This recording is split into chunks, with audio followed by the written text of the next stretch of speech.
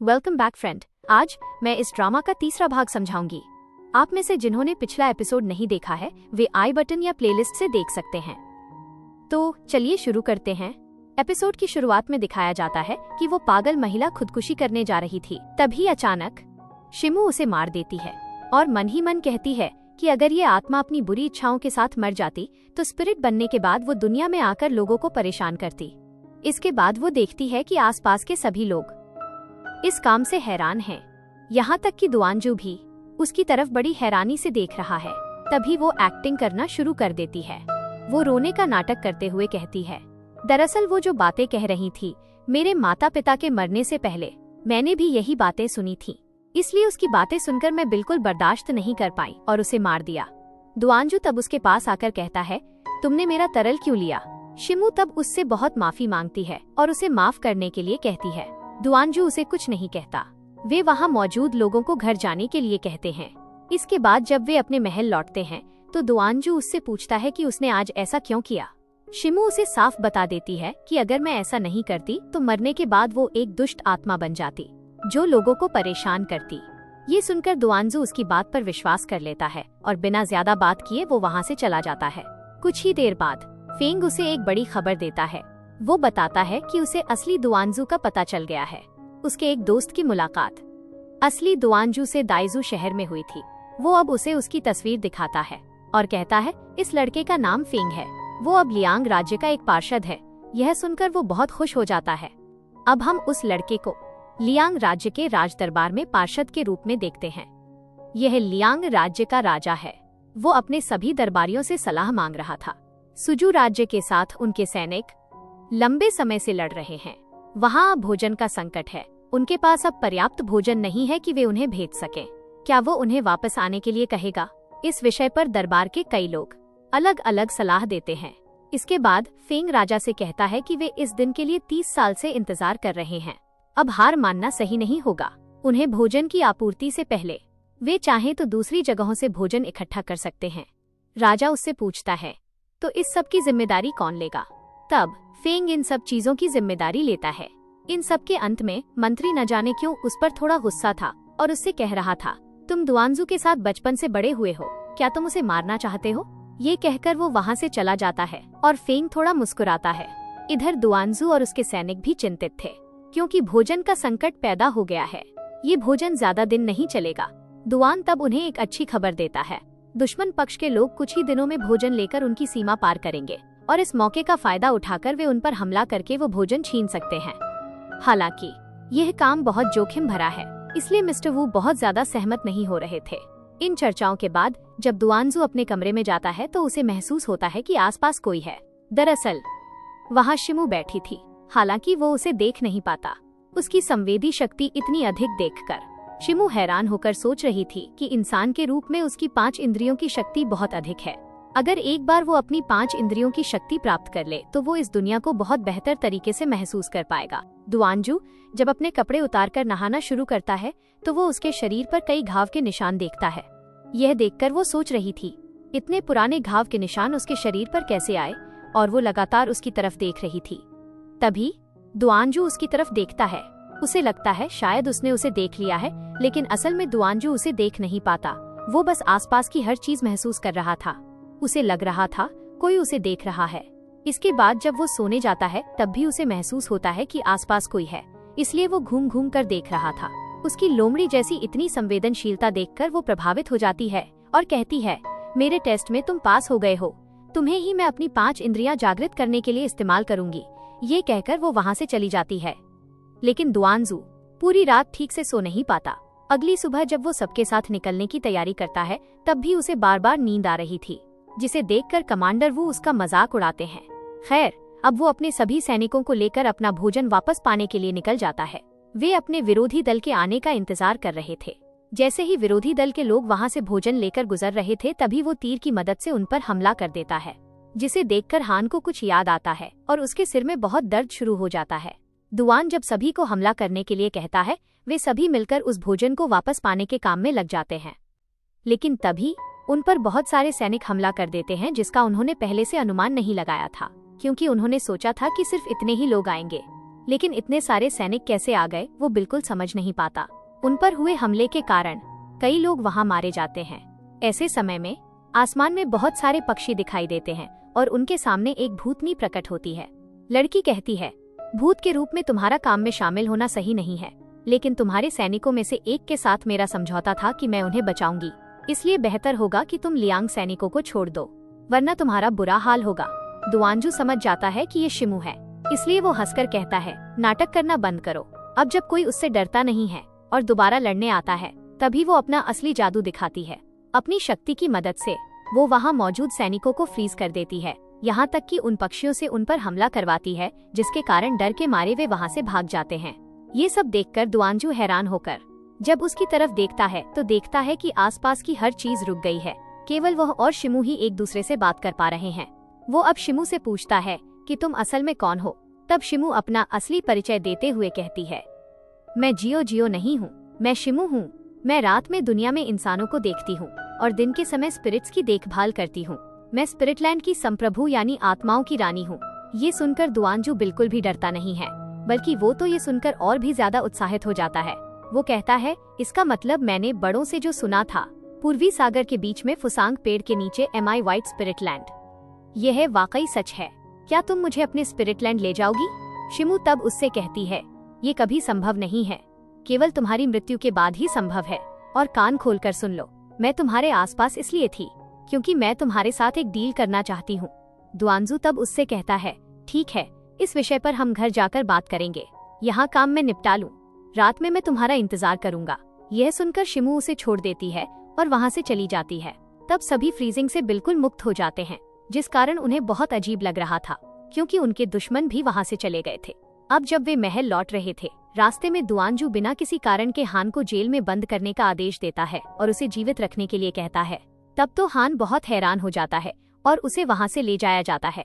इधर चेन जब शिमू के पास आता है तो देखता है कि वो सो रही है, इसलिए वो उसे जगाता नहीं है और ये भी ध्यान देता है कि शिमू की कमर पर हमेशा जो पेंडेंट रहता है वो नहीं है, इसलिए वो इसे खोजने चला जाता है।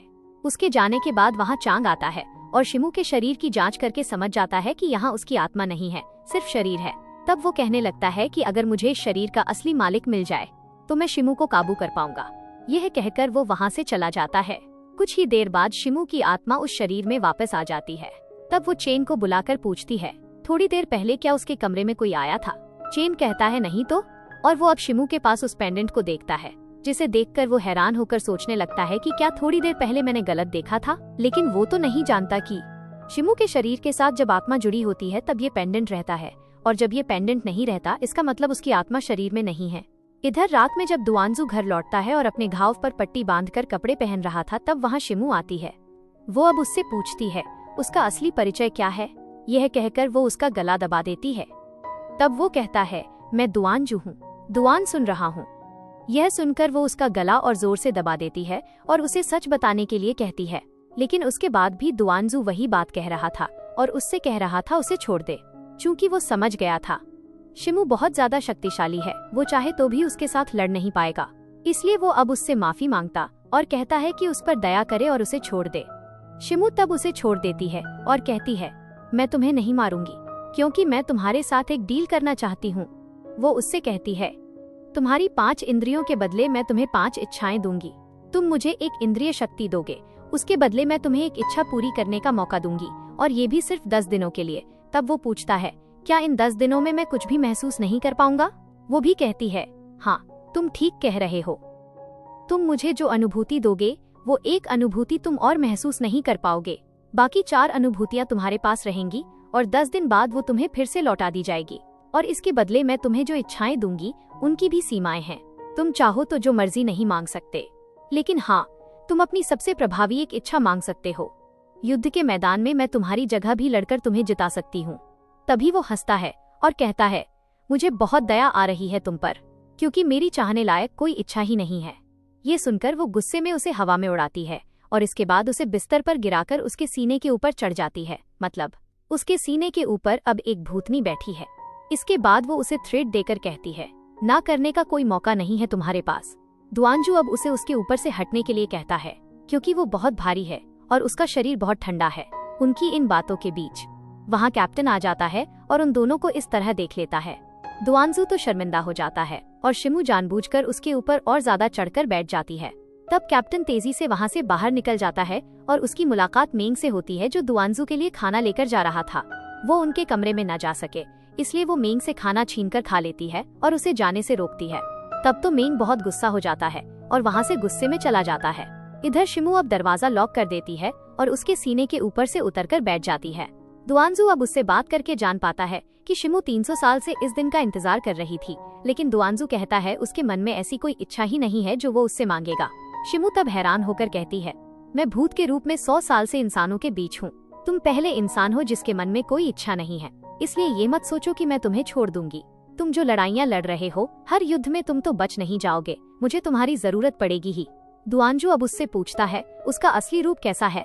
वो उसका असली रूप देखना चाहता है। शिमू तब उससे कहती है, मेरा असली रूप देखना है तो 400 साल पहले उन कब्रों को खोदकर जाकर देखो। ये कहकर वो वहाँ से गायब होकर अपने बिस्तर पर सो जाती है और कहती है, आज रात मैं तुम्हारे साथ ही सोऊंगी, यहाँ आओ। दुआनजू को कुछ भी महसूस नहीं होता। वो जाकर उसके पास सो जाता है। तब शिमू पूछती है, एक भूतनी के पास सोने में तुम्हें डर नहीं लग रहा? वो कहता है, मेरे लिए ये कोई बड़ी बात नहीं है, मैं लगभग हजारों लोगों की मौत देखता हूँ। मृत इंसान देखना मेरी एक आदत बन गई है। ये कहकर वो मात्र 1 मिनट के अंदर सो जाता है, जिसे देखकर शिमू बहुत हैरान होती है। अगली सुबह वो और चेन जब बैठकर बातें कर रहे थे, तभी वे मर्चेंट लिन को कहीं दौड़ते हुए जाते देखते हैं।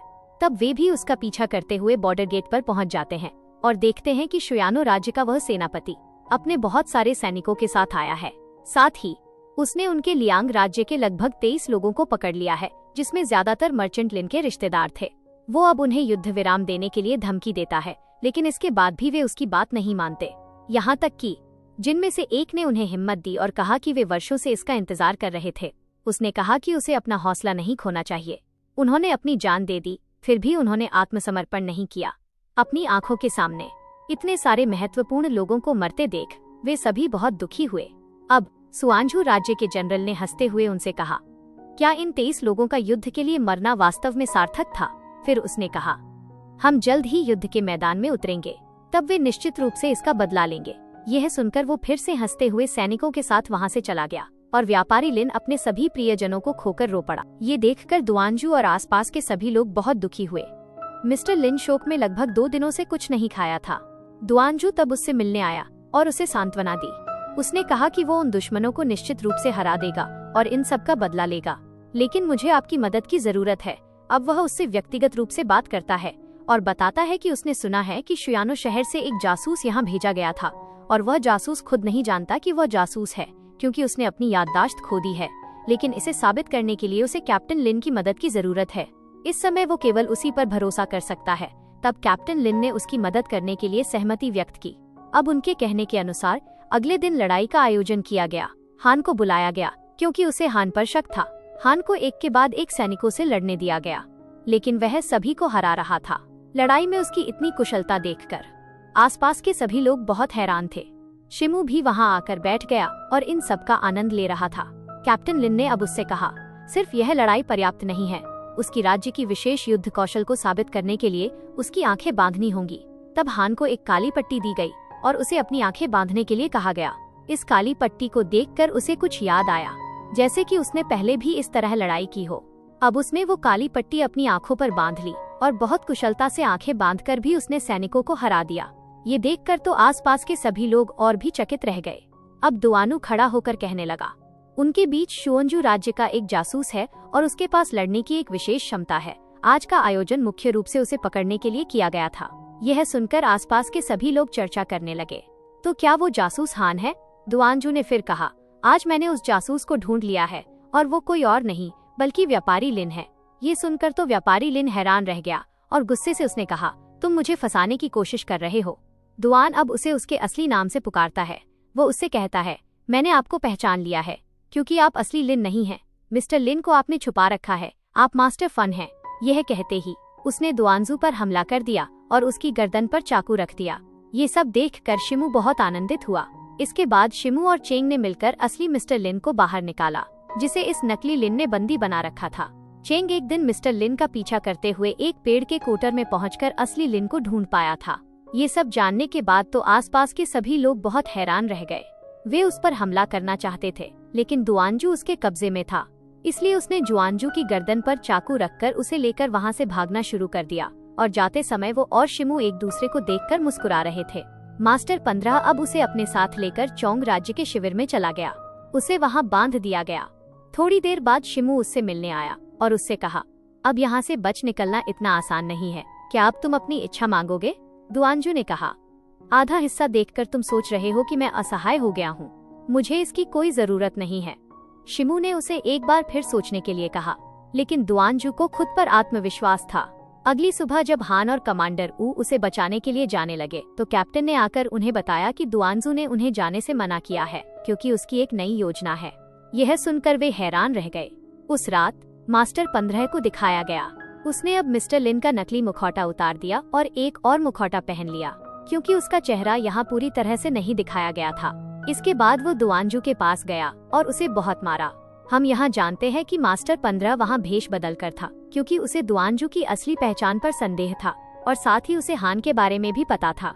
उसने समझ लिया था कि हान मास्टर 17 है, इसलिए कुछ भी गड़बड़ ना हो, इसलिए वो वहाँ से शुओझू राज्य के जनरल को सारी खबर दे रहा था।